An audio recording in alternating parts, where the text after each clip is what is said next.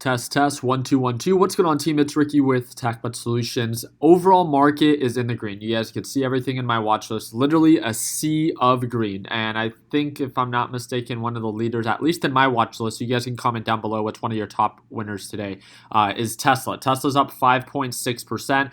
We talked about Tesla. I bought Tesla when it was sub $900.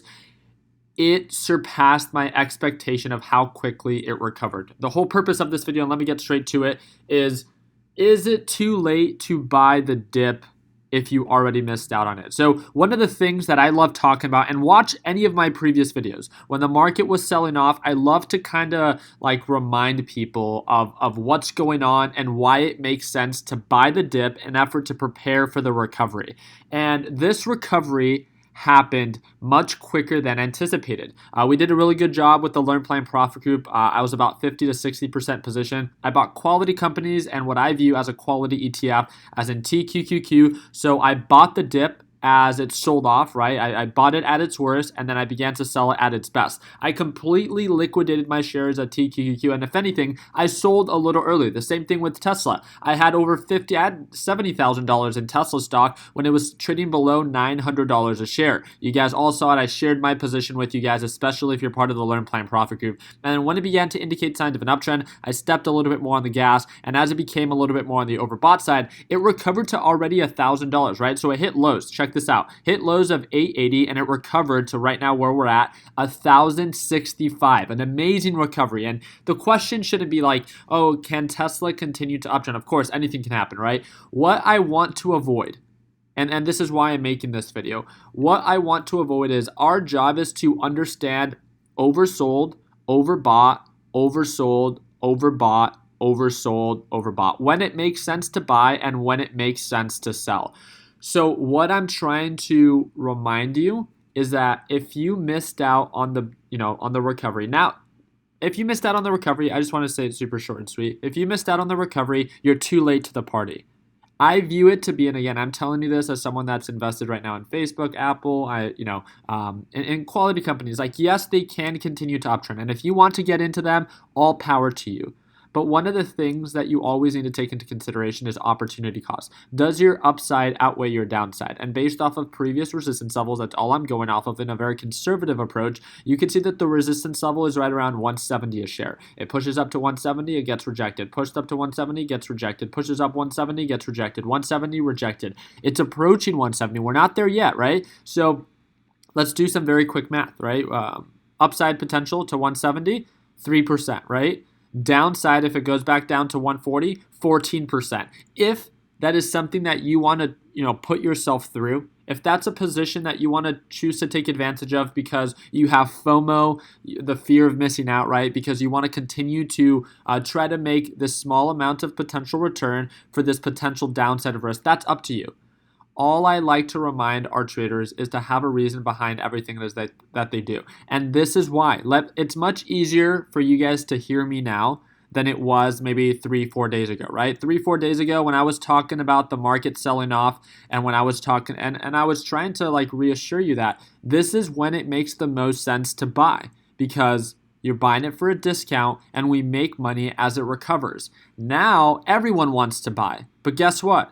People like myself want to lock in profits. And one mistake, and again, I want you guys to know this. I do sell early sometimes, more often than not. It's honestly a very common practice of mine. I choose to sell early because my focus, this is just my focus. I'm not saying that this is the best way. I'm just saying this is my focus. My focus is to lock in profits anytime that we're approaching our previous resistance level. I have a very conservative way on how it is that I choose to trade, and that's just the way that I'm wired, right? You don't have to trade the way that I, do things. But I need you to understand that if you're already, if you're like, dang it, now it made sense that I should have bought the dip down here. Now it's much easier to say that, right? Because now the market's recovered. So everyone's going to say that. They're like, oh my God, I'm so happy that I bought the dip. How many of you guys right now versus how many of you guys 4 days ago, when I was talking about, and you guys can look at my YouTube channel, I made numerous videos of like, get ready, this is about to happen, stock market dropping, do this now. I literally, get in early. I always like to reassure people when it makes sense to buy. I like to buy when everyone else is selling. I like to sell when everyone else is buying. If you're already not invested and you have FOMO, you in the way that I would view it, you missed out. Yes, it could continue to go up, but not in comparison to the risk that you're taking on for how much it can go down. I would just wait for the next opportunity. That's just me, right? If you want to choose to get into any positions, all power to you.